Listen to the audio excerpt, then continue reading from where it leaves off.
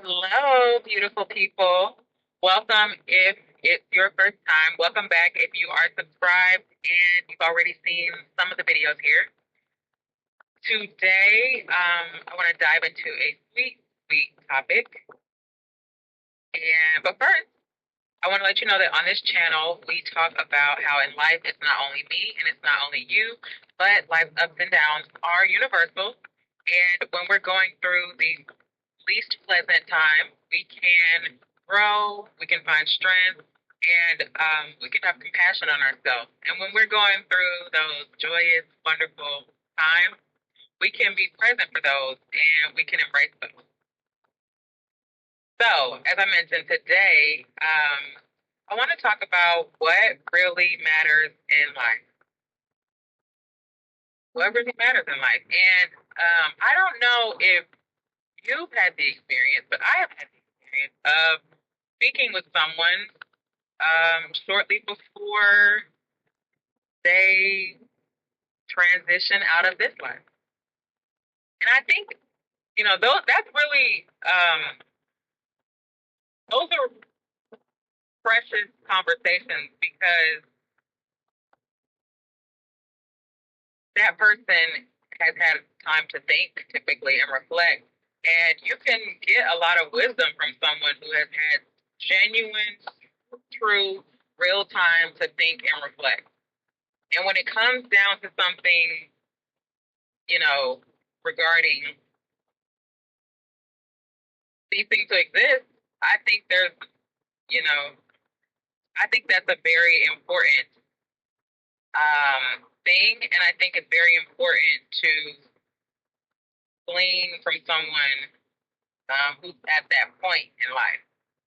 So I jotted some down. So let's dive into some of the things that these people in this state, in this condition, in this predicament, say matters most to them in life. Okay, so let's start with the first one that and I did kind of do a little bit of research as well, but just from the experience that I had, I can confirm that these are accurate. So, starting with relationships and love, this is something that always stood out. Wanting to spend more time with loved ones. It's so interesting because in our daily lives, when we are not faced with the possibility of life ending, we're focused on a lot of things. Sometimes spending time with family does not stay in the forefront, especially if someone is young. Especially if someone's young, that's not in the forefront for them. With this one, these moments can be organic and simple. Spending time with a loved one can simply be sitting and having a meal, tea, coffee, um, giving a hug, even watching something together. But it just stands out to me that these little moments are what comes to one's mind or flash before one's eyes at this serious point in their life. The second thing was authenticity. So being true to oneself, living as one's true self, not trying to conform to please people, because at this point it's apparent that maybe there was some adjusting that was made, and throughout life, or maybe one period of life, but there were some adjustments or some compromises that were made, and someone can feel that they weren't able to truly be themselves and connect with people as their true self. So authenticity is really big, and that's being able to, if it's something that you wanted to pursue, But maybe society or family or different circumstances convinced you that you should not pursue that or you should not enjoy that. And later down the line, maybe having some regrets or wishing that you had done something that you genuinely felt a desire to do, but you were maybe fearful or you were feeling restricted for whatever reason. But authenticity, that was one of them as well. The third one, um, more peace over being productive. So taking the time to sit in nature. This one is pretty common. People say someone in this predicament will say, I wish I had worked less. Because nobody at that point says, you know what? I wish I had worked a lot more. I really wish I had worked a lot more. Nobody says that. So just note that time in nature, time where you're slowing down, going on walks. One of my favorite things to do on vacation, and I don't do it as much at home, but I always try to do it on a vacation. But watching sunset, and I might have one where I can put it up, but I go and I'll capture sometimes with the time elapse feature, hyperlapse, sometimes with that feature, or I'll just shoot a couple seconds of it, but mainly watching it to take it in and ensure that I can see the sun going down. Or, no, I'm not typically on vacation for the sunrise, but the sunset, I like to take those in and, take those in and see those. But yeah, just that regret of not embracing nature, not sitting with one's thoughts. Not, what I found too is some people used to be amazed at this. Like in high school, I would go to the movies by myself. I would do a lot of things by myself, and maybe it's because I was the only child. But some people were just like, "Oh no, I could never." Why not? If you want to go to something, you don't have to always wait for someone or go with someone. You can do things by yourself. You can go out to eat by yourself. You can do things by yourself. You don't have to be limited to always having someone to go and do something with. So be okay taking a walk by yourself. Be okay. Now be safe. You don't want to be, doing a 11 p.m. walk out in nature just because you felt like you wanted to connect. You still got to use some common sense. Be safe about it, but enjoy your life. So, all right, let's get into the next. Kindness and forgiveness. Sometimes people, can be glad that they were kind and forgiving throughout life. While in the moment, I can imagine some people maybe encourage them to do the opposite. Oh, you just gonna let that go? You just gonna let that slide? Or, why are you being nice to him? He's not being nice to you, or you know. But then there are those times too where people maybe wish they had been kinder and they wish they had been more forgiving. So, which end of that would you rather be on at in this predicament when you are counting the days, or you're just aware, for whatever reason that it's a possibility that the days are numbered.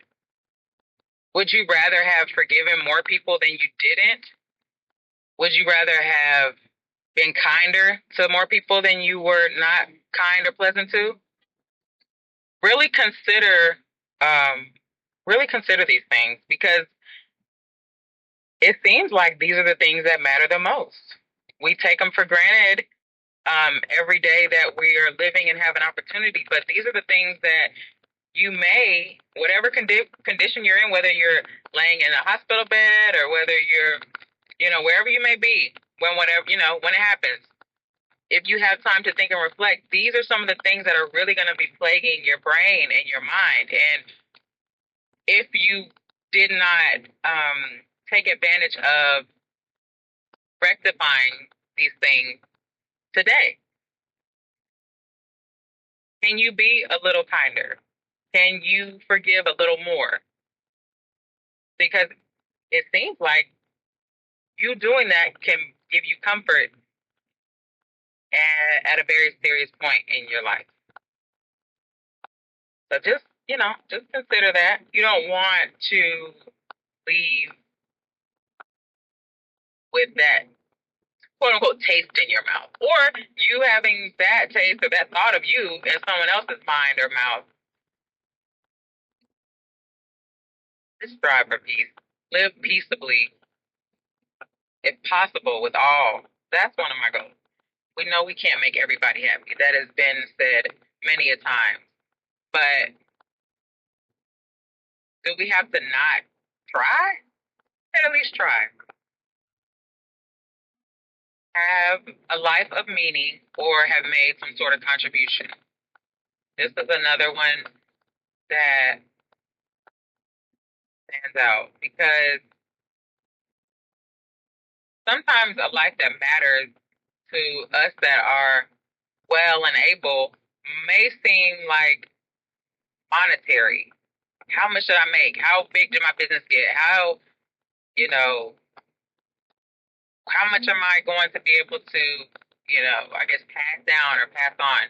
But what seems apparent is that in those moments with those that are going on or transitioning, what matters, hold on, y'all, people driving crazy. Basically, it's not the dinero, it's not the money. It's the difference. What difference did you make in someone's life? Is there someone that, even one person, is there some one person that can say, I know so and so really cared about me, or I know so and so helped me. I wouldn't be who I am without them. They did X, Y, and Z for me, and it completely changed the path of my life. And maybe it's not that, to that extent, but maybe someone can say, you taught me how to whatever. And that's part of your legacy. Thinking of legacy as impact and not dollars. Not dollars, but differences. How many lives did you make a difference in?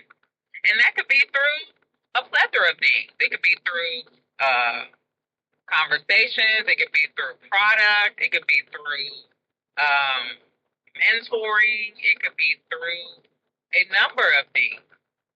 But did you make a difference anywhere? That's something that you may reflect on in this predicament. And you determine what that answer is going to be. The seventh one ties in with spirituality.